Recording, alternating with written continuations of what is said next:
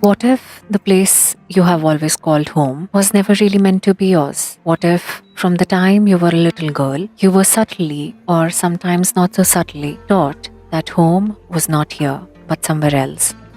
Like, imagine spending your whole life in a house only to be told, oh, girl, you're just renting this place emotionally. That it is a temporary stop, a placeholder until you get married and move to your real home. From the time I was little, I was told that one day I would pack my bags, put on some fancy jewelry in presence of unknown people in a fancy setup called wedding, someone will marry me and I will move to his home.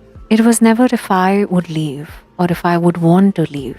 It was always when I would leave. I think that's when I first started wondering, so where do I actually belong? You see, in my father's home, I am constantly reminded that this is not permanent, and which is why it has always been hard to put roots down. It has always been like trying to plant a garden in a suitcase, as if I'm always ready to move, so nothing really ever grows. I started thinking that my current address came with an expiration date because I was always told, and I'm sure many of you would too, that one day I would get married and leave for someone else's home. This wasn't just some passing comment. It was ingrained in my culture, in my mind, in my everyday conversations with family members. I was conditioned to believe that my father's home wasn't truly mine, that it was just a temporary shelter, a stopover before my real journey began. And then there's this whole idea that when I get married, that will be my real home. But let's be real here. Does anyone truly feel at home in a place where you have to ask,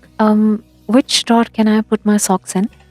It's like being a permanent guest, but with some extra responsibilities. And once I'm married, I would be told that my husband's home wasn't really mine either. So, where exactly am I supposed to belong? Where is my home? It is a question that has troubled me for years. This feeling of being in transition, of never really truly settling, of being a guest in my own life, it's really exhausting. It's like I have always been waiting for the next phase, the next chapter, and never really living in the present. At the age of 28, I feel stuck. Living in my father's home and wondering if the concept of home is just one big inside joke I wasn't let in on.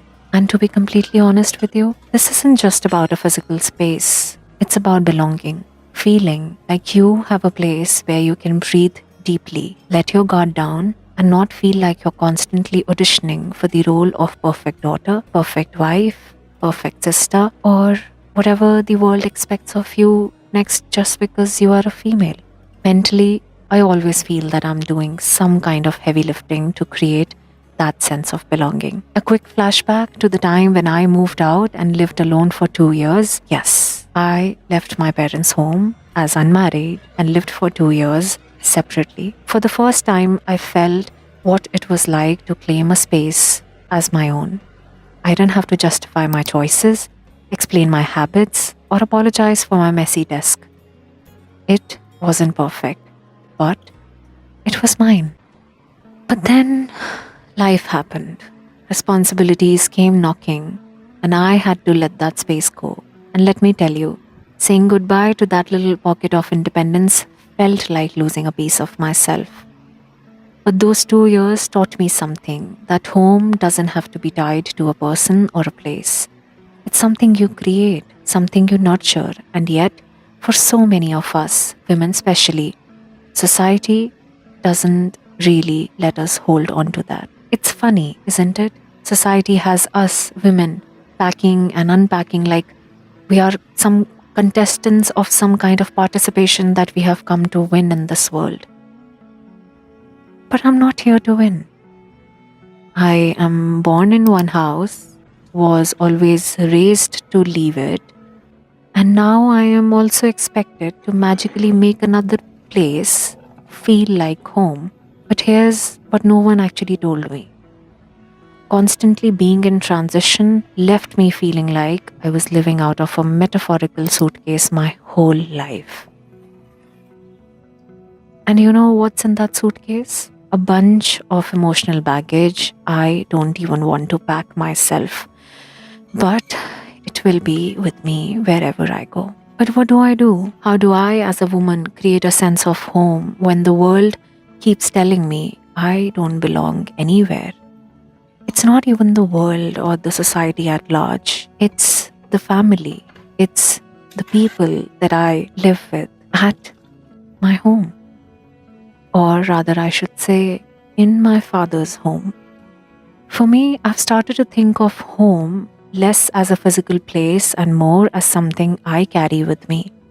It's the way I decorate my space, the books I keep on my shelves, the scent of my favorite candle, the playlist I turn on when I'm feeling overwhelmed. Because let's be honest, if I can't dance around in my pajamas eating my favorite garlic noodles at 2 a.m., is it even my home? Because I'm pretty sure that's the universal litmus test, right? And if someone tries to tell me otherwise, I am more than happy to have that conversation. Because here's the hard truth: society isn't going to change overnight. I am still going to hear phrases like your father's home, your husband's home, and I'm still going to feel that pressure to constantly adapt, to fit into spaces that I didn't see coming. Or maybe it's time I should stop waiting for the world to give me permission to belong. Maybe it's time I should stop chasing the idea of home as some fixed destination. Because at the end of the day, home isn't just about where I am, it's about how I feel. It's about being able to say, I am here, I am enough, and this is mine. Even if it's just a corner of the world I have carved out for myself. Or even if I am told that I belong here. And ever since I have got the sense of the world, I have always felt like I don't belong. Or like I'm always waiting for the next chapter to tell me where my home could be.